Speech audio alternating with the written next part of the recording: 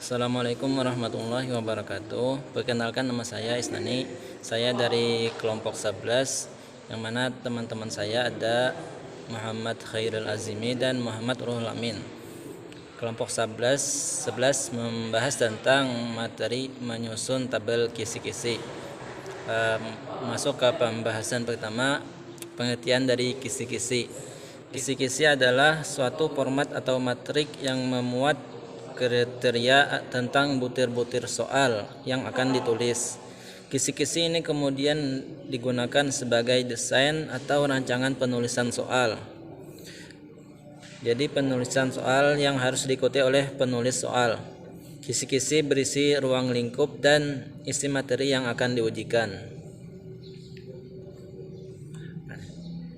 Masuk ke pembahasan 2, yaitu penyusunan kisi-kisi soal.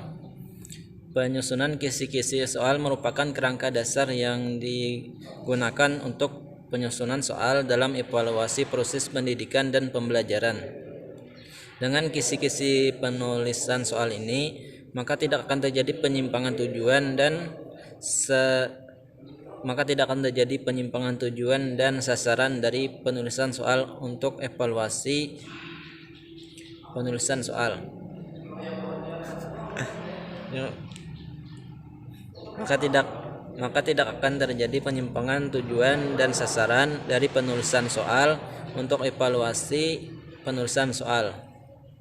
Guru hanya mengikuti arah dan isi yang diharapkan dalam kisi-kisi penulisan soal yang dimaksudkan. Secara umum, langkah penyusunan kisi-kisi soal hanya ada 2. Yang pertama, menentukan komponen-komponen yang perlu dimasukkan ke dalam kisi-kisi. Yang kedua, memasukkan semua komponen tersebut ke dalam suatu format atau matriks. Tetapi ada hal-hal yang harus diperhatikan oleh guru. Yang pertama, nama sekolah, 2, satuan pendidikan, yang ketiga, mata pelajaran, yang seterusnya kelas atau semester, kurikulum acuan, alokasi waktu, jumlah soal, penulis atau guru mata pelajaran, standar kompetensi dasar, materi pelajaran, indikator soal, bentuk soal, dan nomor soal.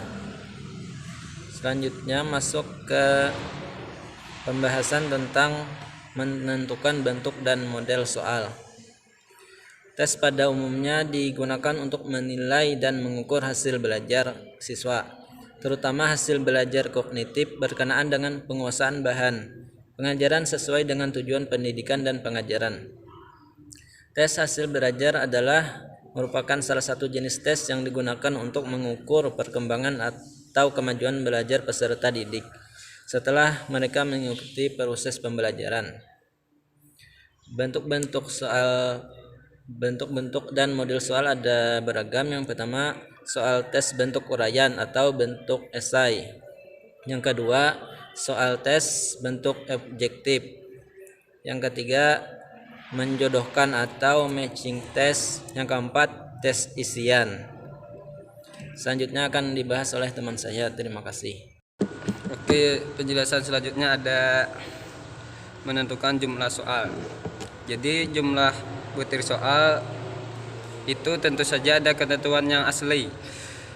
Tetapi yang harus diingat ialah jumlah butir soal berhubungan langsung dengan reliabilitas tes dan referensi isi bidang studi yang dites. Jadi makin besar jumlah butir soal yang digunakan dalam suatu tes, maka kemungkinan akan makin tinggi reliabilitasnya. Dengan demikian, representasi bidang studi dan reliabilitas tes objektif akan lebih baik dari tes esai. Jumlah butir soal itu haruslah direncanakan. Yang pertama ada jumlah keseluruhan, yang kedua jumlah untuk setiap pokok bahasa atau topik atau konten area, yang ketiga jumlah untuk setiap format, yang keempat jumlah untuk tiap kategori tingkat kesukaran, dan selanjutnya ada jumlah untuk setiap level ranah kognitif. Nah, jadi tentu saja dalam menentukan jumlah ini harus mempertimbangkan waktu yang tersedia, biaya yang ada, dan juga kompleksitas tugas yang dituntut oleh tes dan waktu ujian yang diadakan. Selanjutnya ada menyusun butir soal. Menyusun butir soal ini, baik tes objektif maupun tes esai harus mengenal berbagai format biasa. Misalkan dalam tes objektif biasanya dipilih format A ataupun format B dan juga format C pilihan ganda analisis kasus.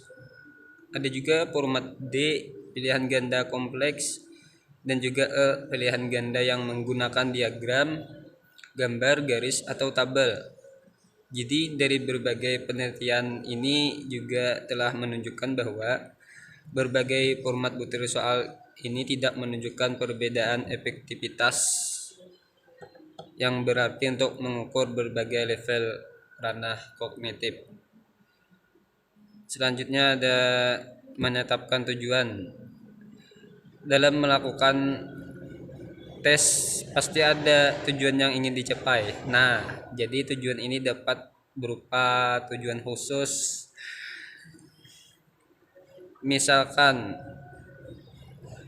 untuk mengetahui penguasaan materi, tes diagnostik atau tes seleksi, dan juga tujuan umum untuk mengetahui pengetahuan umum dari sekelompok respon atau sekelompok orang. Dalam kesempatan ini, tujuan pemberian tes itu adalah untuk mengetahui penguasaan peserta didik pada kompetensi atau materi yang tertentu. Penguasaan ini dapat diartikan jadi sejauh mana peserta didik mampu memahami atau mengetahui materi tertentu yang telah dibahas di dalam kelas yang dibahas oleh seorang guru. Terima kasih. Assalamualaikum warahmatullahi wabarakatuh. Saya Muhammad Khairil Azmi akan melanjutkan pembahasan dari teman-teman saya, yaitu G menentukan presentasi materi.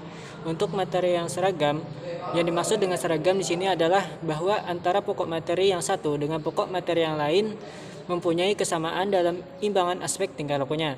Misalnya 50% untuk ingatan, 30% untuk pemahaman, dan 20% untuk aplikasi.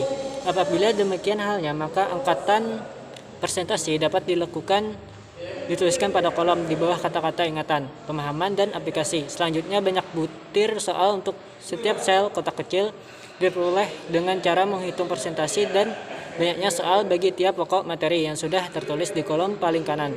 Perlu diperhatikan bahwa angka yang diperoleh untuk setiap sel merupakan pembulatan dari perhitungan dengan cara mereka-reka atau menggeser-gesernya sehingga jumlah ke samping dan ke bawah diperoleh dengan angka yang benar.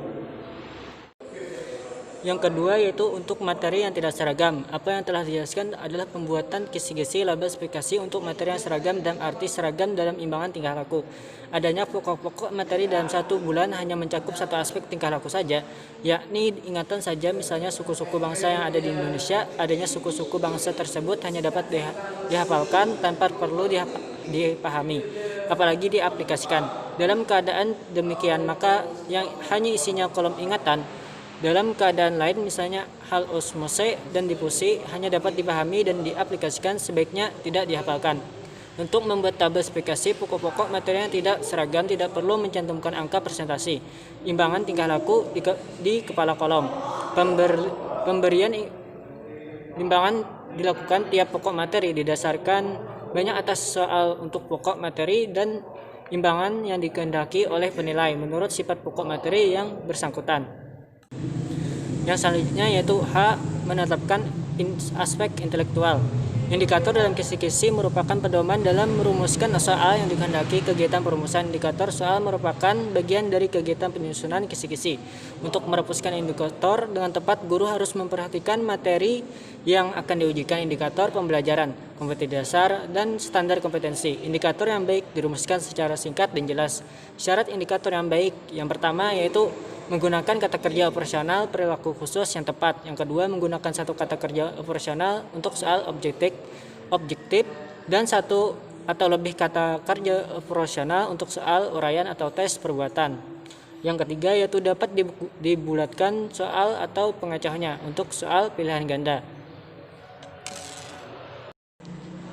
Ada dua model penulisan indikator, yaitu yang pertama menempatkan kondisi di awal kalimat, dan yang kedua menempatkan peserta didik dan perilaku yang harus ditampilkan di awal kalimat.